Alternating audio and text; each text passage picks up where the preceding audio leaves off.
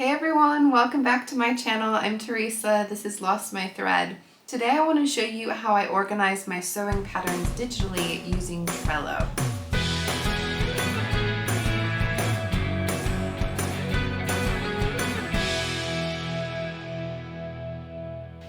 If you caught my sewing resolutions video at the beginning of the year, you're probably going to know this already, but one of the things I really wanted to try to focus on from this year going forward is to try and use more of what I have. I am at a point now where I have a whole lot of fabric, I have a whole lot of patterns, but I need to remember what I've got, and a way to do that is by organizing what I've got. So my fabric I organized at the end of last year. I have it now all really visible so that I can see what I have. I have everything separated into different types of fabrics. I have everything labeled with what type of fabric it is, how much I've got, where I got it from. So that is really good. Sewing patterns were not so organized.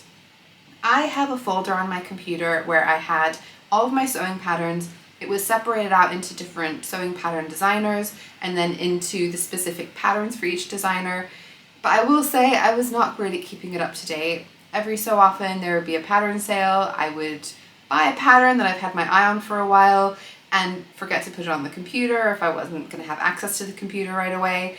There was one time where I almost bought the same pattern twice. I'm sure I'm not alone in that, because I was really excited to see that it was on sale and I forgot that I'd already bought it but hadn't managed to transfer over to my computer yet. So I definitely needed to do better than I was doing. I did think about doing some kind of like a physical organization, so having a binder with the different types of garments separated out and maybe like a cover printed off for each one. But I feel like that just felt really wasteful to be printing those front pages for no particular reason. It also seemed like it was going to just be a lot of extra stuff in my sewing space. My sewing space is crowded enough as it is. I don't also need some kind of paper binder that I then also have taking up space.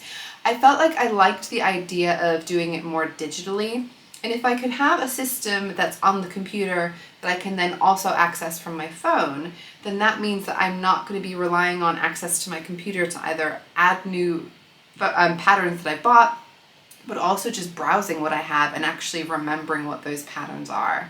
So I did ask back when I made that video if anyone had any recommendations for websites or apps that would work for that. A lot of people mentioned Trello, and I had heard of Trello before, and I thought it was potentially one to consider. I looked into a few different options that people recommended as well. I feel like the thing that sold me on Trello in particular though is that there's a website on the computer that you can access, you can add stuff, search it, use it really well, but also it's got a really good app version that you can use very much in the same way. So I feel like it works across both platforms really well. I feel like there are different websites and different apps that are really more suited for one or the other, and I felt like this one was really good for both. So that was the key thing that sold me on it. I feel like I need to say, probably before I go too much more into this, that this video is in no way sponsored by Trello. This is not a promotional video. There's no affiliation. I just like using it, and I know that if I like using it, there might be other people out there who like using it too. I did try and find some videos when I was starting my Trello to see how other people were using it for their sewing patterns, and I didn't really find a whole lot, so I felt like it would be useful to share in detail how I organize mine, how I set it up, how I use it in my day-to-day, and why I think it's a really good option for organizing your patterns. If you are wondering what Trello is, it is an app that you can download on your phone or your tablet for free. You can also access it on a website on any computer. You log in with your account, so then you can have access literally anywhere you are on anything that gets you onto the internet. Basically, you can access your Trello account. It is designed for project management. It's not designed for sewists, for sewing patterns, but it just works really well for that because it's quite visual. But the idea of a Trello account or Trello board is that you can create pages that different people can access and they can add to. You can add things like checklists, you can add deadlines onto things. I do not use my Trello to its full capacity by any means because I don't need it to. I've got the free version. There's one that you can pay for that I have honestly no idea what I would get out of that. Nothing that would be useful to me anyway. I've got everything I need from it. There's no ads or anything like that popping up. So it is really good to use just as it is out of the packet. I really wanted to show you guys how I use it and how I've set mine up because I feel like each individual person has such a just blank slate when you start with the Trello account, and I feel like seeing how other sewists use it could be really useful if you're thinking about using it too. I think what makes the most sense is to actually hop onto my computer and just show you around my Trello, and then you can see what I'm talking about and then you'll know what I'm referring to. And I will then show you some specifics of how I actually use it and why I really like it. So when you first log in, you have your workspaces here. So I've got a knitting patterns page and a sewing patterns page. I don't honestly use the knitting patterns. I haven't put anything on there yet, but at some point I will. I don't actually own that many knitting patterns yet, so it's not a problem. When I go into my sewing patterns, you can then see that I've got lots of images of different pattern covers. So you put what you want on your Trello, so you can add whatever images or whatever titles you want. So I'll show you how I've done it that I find really useful. So I've divided it into different types of garments, or categories, mostly types of garments.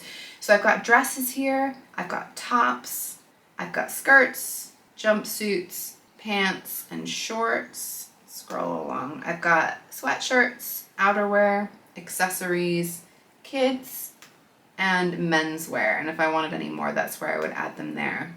In each category then you can scroll through and just get a brief overview of what are the patterns. So what are all the dresses that I own? And just to help me kind of browse and think about what kind of projects that I might want to work on. I do want to show you, going into a specific pattern, what's the information that I put on there. So for example, let's just go for the one that I happen to have landed on. This is the Isla wrap dress by Jennifer Lauren Handmade. So I have decided that I want to have the name of the pattern and the name of the pattern designer, just because I might want to search for those specific things. So that's what I've chosen. I then have the image for it. If I click through, I have a pattern cover for each pattern, and I will have a description. So the description that I go for is just whatever the pattern describes itself as. So I will literally just copy and paste that from the website of how they describe the pattern. So I've got that there. And then you can choose to attach as much or as little as you want. So the things that I wanted to make sure that I had on here is, I wanted to have a cover just to remind myself what the pattern is. I wanted to have a line drawing so that I could get a reminder of what that pattern is like. So I was thinking, for example, if I wanted to, I saw a pattern. There's a new dress pattern that came out. Looks really beautiful. I love so much about it, but I don't want to buy a new pattern. So I can look back and see, right, what are the dress patterns that I already own? Do I have anything that is actually quite similar as far as the design that I could just tweak and hack to make it more like the style of the new thing that's in my face? So looking at line drawings is a really good way to do that. So I wanted to have the line drawings on here for sure. I also have the size chart just to remind myself, because I then have the fabric requirements, and a lot of that will just depend on the size. So I wanted to make sure I know what is my size. So then when I look at the fabric requirements, what size do I need to be referring to? Because some patterns, you know, it varies a lot, whether it's like letters or numbers, and you know, some I'll be in the single digits, some in double digits, depending on how they choose their numbering pattern. So that is why I've got those things on there. I also then have some pictures of the patterns. So if I have made a pattern before, I will have pictures of my version. If I haven't made it before, I will have just pictures from the website, but I will usually have a combination of the two. So on this one, because I've made it before, and you can click through to zoom in on these things, I've got a picture of the Isla dress that I made. This is so big, full screen, because it's a large image. Isla, I don't know how to say this. I think it is Isla. Anyway, so that's my version, and that's what I've called it on here. I've then got the one from the website that I've just downloaded, so I can see these are the ones of the, you know, the original design from the pattern designer, and I'll usually have multiple views and things, or different options, whatever's on their website. So the other thing that I always include on here is a link to the website. And I think that's just useful because sometimes I might have missed out some information, or I might want to just remind myself, maybe, oh, well, what are the notions for this so I didn't take a note of it? or if someone is asking me, oh, what is the full size range or something like that, then I can have a look through on here. So you can link through to whatever you want. You can even actually attach your PDF patterns. I haven't gone to that trouble. I just feel like that is enough information for me. You can also add, these are called labels. This is one of the things that I really liked about Trello, is basically you can add tags to each of the patterns. So that way you can search through them and filter out options when you're trying to think about what type of pattern you're looking for. So I'll show you on here, for example, this wrap dress uses 3 or more meters of fabric. It's suited for woven fabrics. They can be drapey or structured. So I have decided what my labels are. You make your labels however you want them. I will show you the ones that I've gone for because I think it's interesting to see. I found it really interesting to see what other sewists are using for their labeling. So I do have a label for a free pattern if it's free. I also, you will see, have some for the different sewing books that I own. So that way, if I want to think about, wait, what are the patterns again from Breaking the Pattern? I can just filter those out and just see what those are. I have one for TNT, which is my tried and trusted pattern. So patterns that I've made multiple versions of that I know are reliable ones that I can go back to. I have how much fabric they use just as a label. So in addition to having the specific fabric requirements, just as a bit of a ballpark, I've got 3 or more meters of fabric, 2 meters of fabric, or 1 meter of fabric. So if it was less than a meter, I would give it the 1 meter. If it was between 1 and 2, I would give it the 2 meters. And that's just helping me to think about if, for example, I see a remnant of a fabric and I've got 2 meters of this really lovely woven structured fabric. Yeah, this is really nice, but what could I actually make with it? And I can then filter out and find what are the things that require 2 or less meters of fabric and weigh that up and help me decide if I want to get that remnant or not. I also have whether something's a good scrap buster, because there are some things that will use multiple fabrics, so you can mix and match them. And if I do have some scraps hanging around and I'm wondering, what should I do with all these scraps? I can refer back, which I thought was really useful for me. I also have knit or woven. So that is a key one I think that's really useful to filter. If you have fabric or you're buying fabric or you have an idea of a kind of a project, usually one of the first things that you can decide in your mind is whether you want to work with knit or woven. So this can help you to just look at those types of patterns. I've got swimsuit fabric.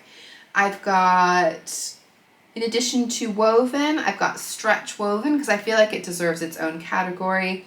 Denim, I also feel like deserves its own category because some woven patterns are suitable for denim and some are just really not. And then I have structured, so I've got drapey or structured. And like in this case, sometimes it might be both, but you know, it's just to help me to narrow things down if I'm looking at a fabric in front of me and trying to figure out what are my options. I want to show you how you can use the search options. So there's a couple of search options. There's a search bar, but there's also the filter option. So the search bar is going to be just looking for things in the titles. The filter is going to be looking at the little tags, the labels that you put on them. So let's say, for example, I feel like I may have bought the Sew Over It Ultimate Trousers, but I can't remember. I could browse the trousers, but if you've got a lot of trousers, it might take a while. So you could just search for Ultimate, and it brought up the Ultimate Trousers. I know that I already have that pattern. I don't need to go buy that pattern again. You can also search for a specific designer. So let's say Sew Over It. And I'm like, wait, what patterns do I have by Sew Over It? We're having a big sale. I don't want to go overboard. Let me just remind myself what I've got. And then I can see, okay, these are all the ones that come up. Now I will say as you get further towards the bottom, it's going to have anything with the word sew in it. So be careful, but it will at least find what you are looking for. The filters, I would say, are probably more useful for me. So when you go into filter, you can then here select labels will pull up all the labels that I've got. And let's say it's coming up to the Sew Frugal challenge. I think this is a good one. Sew Frugal needs to be a free pattern. So I can tick free pattern. I then also maybe I'm using what I've got from my stash. So I know, for example, that I have 2 meters of a really beautiful drapey viscose fabric. So I need something that's going to use 2 meters or less. I know that it's drapey and it's woven.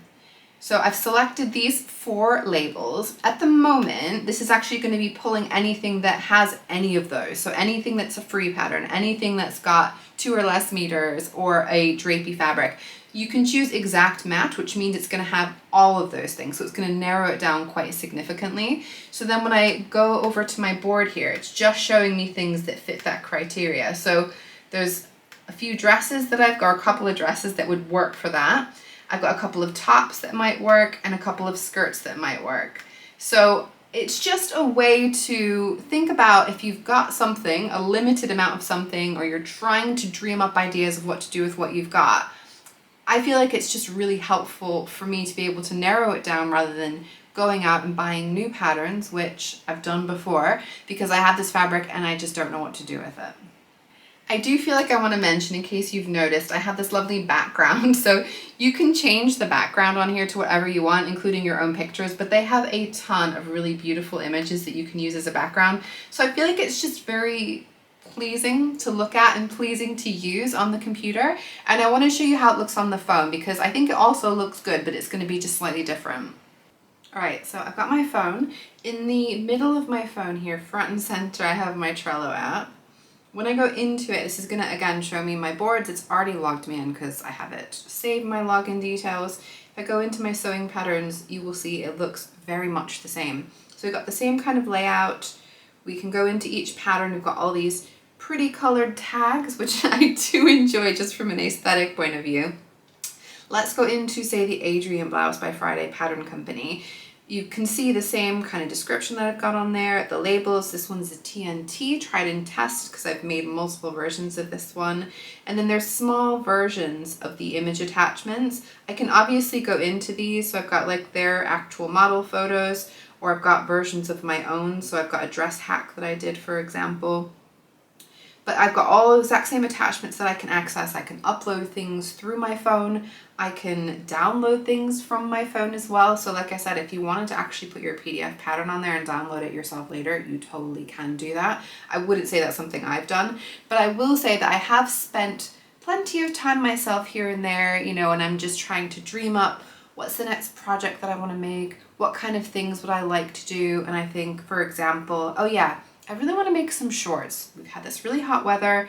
What are the shorts patterns that I have again? And I could just have a quick flip through and just remind myself, what can I use from what I have before I go out and buy new patterns? Now I will say, setting up the Trello, putting everything on there that you can then access later, I'm not gonna lie, it takes a bit of time. You know, there's quite a lot going in at the front end, but then each new pattern that comes in, because I've done it so many times, I'm just getting really quick at just saving images from websites, copying and pasting stuff, and I can manage to put together a new card within a minute or two. So I feel like it feels like it's a lot to get going, but for me it is so worth it because I get so much out of having it on there that I can easily access. It's just another nice way as well to feel like you can think about sewing even when you can't be sewing. You know, when you're sitting on a train for hours and you got nothing to do, you can at least start dreaming up your next projects and have a look at what you have to weigh those options up. I really hope it was interesting to hear about my Trello. I would love to hear if you use any other form of digital organization, if you use Trello and you have any additional ways that you use it. I feel like I can always use some extra ways and tips and tricks, and so can other people who are watching my video too. So please leave those suggestions in the comments down below. Give me a thumbs up if you enjoyed my video today. Think about subscribing if you want to see more videos from me, and I'll see you all very soon. Bye!